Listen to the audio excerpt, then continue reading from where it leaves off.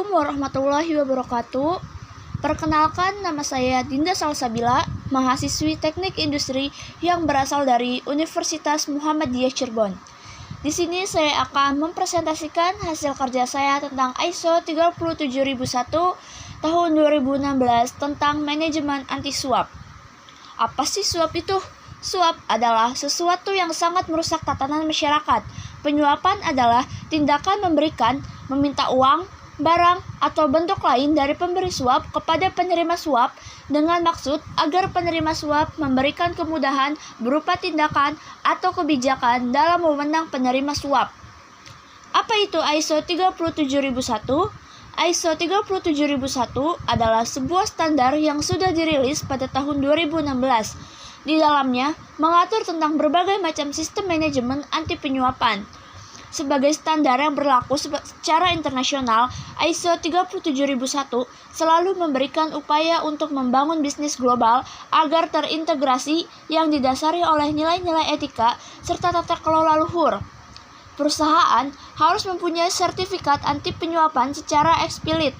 Begitu perusahaannya akan menuntut kepada pihak yang terhubung dengan para stakeholder untuk bisa menjalankan komitmen yang sama. Tujuan ISO 37001. ISO 37001 dirancang untuk membantu organisasi dalam menetapkan sistem manajemen anti korupsi dan suap. Standar ini menentukan serangkaian langkah-langkah yang harus diterapkan oleh organisasi untuk mencegah, mendeteksi, dan menangani korupsi dan suap, serta memberikan bimbingan yang berkaitan dengan pelaksanaannya. Manfaat ISO 37001. Yang pertama, meningkatkan kredibilitas perusahaan. Pada berbagai macam aktivitas perusahaan sudah menetapkan sistem ISO 37001 atau ISO anti penyuapan yang sudah bisa dipastikan memenuhi standar dan juga masyarakat dapat mengetahuinya. Dengan begitu, akan lebih meningkatkan kredibilitas kepercayaan dari konsumen yang dibangun melalui standarisasi. Kedua, membantu meningkatkan kepercayaan konsumen. Penggunaan sistem ini bisa memungkinkan untuk mendapatkan konsumen lebih banyak lagi. Dengan begitu, perusahaan akan semakin maju dan berkembang serta banyak dikenal oleh masyarakat luas. 3. Jaminan akan kualitas standar internasional. Sebelum sebuah perusahaan mendapatkan sertifikat ISO 37001 atau Anti-Bribery Management System, maka akan melalui proses uji yang disebut PDCA. Proses ini ditetapkan pada sebuah bidang perusahaan untuk melakukan proses identifikasi serta analisis yang sesuai dengan standar internasional. 4. Sarana optimalisasi kinerja para karyawan.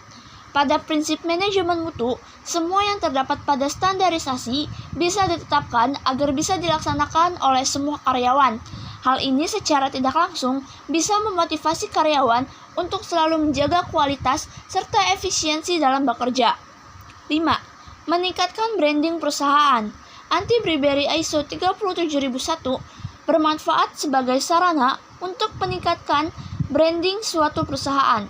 Keuntungan dirasakan secara langsung bisa meningkatkan image menjadi lebih baik. Langkah penerapan. Yang pertama, menyiapkan dokumen yang dipersyaratkan oleh ISO 37001 tahun 2016. Kedua, sosialisasi dan komunikasi secara manual. 3. Implementasi. Yang keempat, evaluasi. Dan yang terakhir adalah pengujian sertifikasi ke lembaga sertifikasi yang disetujui oleh lembaga KHN. Dengan adanya skema ini, lembaga sertifikasi sistem manajemen anti penyuapan diharapkan akan segera terakreditasi KHN untuk memberikan sertifikasi kepada organisasi yang akan menerapkan SNI ISO 37001. Hal penting dalam ISO 37001 yang pertama adalah orang, ukuran, geografi, atau resiko penyuapan. Yang kedua, ISO 37001 dapat diadopsi secara independen atau secara integrasi ke dalam sistem manajemen yang sudah ada sebelumnya. Ketiga, ISO 37001 menetapkan persyaratan wajib untuk menetapkan atau memperbarui sistem manajemen anti suap. 4.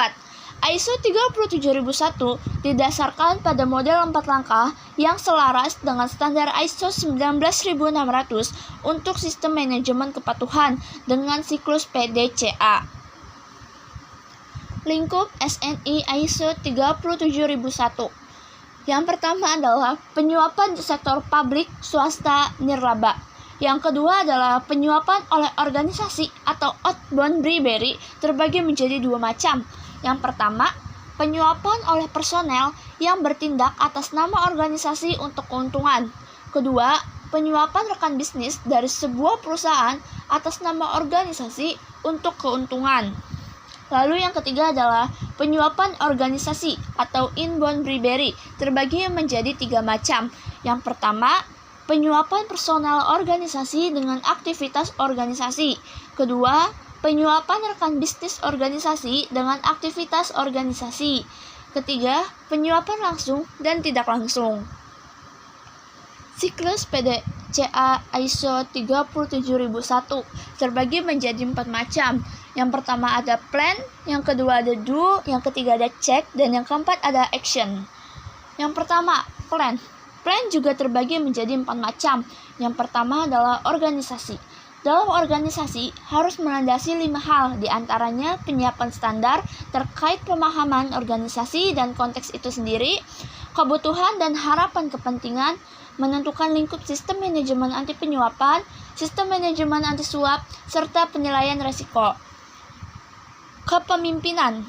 Hal ini terkait dengan kepemimpinan dan komitmen, kebijakan anti penyuapan yang mesti diimplementasikan serta ditinjau terkait kebijakan anti penyuapan, tanggung jawab, dan wewenang organisasi. Perencanaan. Hal ini juga terkait dengan masalah sumber daya. Maksudnya adalah tindakan yang ditunjukkan pada risiko dan peluang serta sasaran anti penyuapan. Lalu adalah dukungan, di mana organisasi harus menyediakan sumber daya terkait penetapan, penerapan, pemeliharaan, dan peningkatan SMAP. Lalu yang kedua ada do. Do terbagi menjadi dua macam, yaitu operasi dan subunsur. Maksudnya adalah terkait dengan perencanaan dan pengendalian operasi, uji kelayakan, pengendalian dan keuangan, penerapan pengendalian anti suap, dan sebagainya. Yang ketiga adalah cek. Evaluasi kinerja untuk melakukan SMAP. Fase ini dibutuhkan untuk melihat sejauh mana suatu organisasi mampu atau tidak untuk mengimplementasi hal-hal yang telah menjadi komitmen organisasi. Lalu yang keempat adalah action, perbaikan lebih lanjut terkait tindakan korektif. Keuntungan organisasi yang menerapkan ISO 37001. Yang pertama, membantu organisasi dalam menerapkan sistem anti-manajemen suap. Kedua, membantu memberikan jaminan kepada manajemen dan pemilik dari suatu organisasi dan penyandang dana, pelanggan, dan rekan bisnis. Ketiga, dalam hal penyelidikan, maksudnya adalah membantu memberikan bukti kepada jaksa atau pengadilan bahwa organisasi telah mengambil langkah-langkah untuk mencegah penyuapan. Mungkin itu saja yang bisa saya sampaikan terkait dengan materi ISO 37001 tahun 2016. Mohon maaf jika ada yang kurang dari penyampaian yang saya berikan. Terima kasih atas waktunya dan terima kasih juga telah menonton video ini. Saya pamit. Wassalamualaikum warahmatullahi wabarakatuh.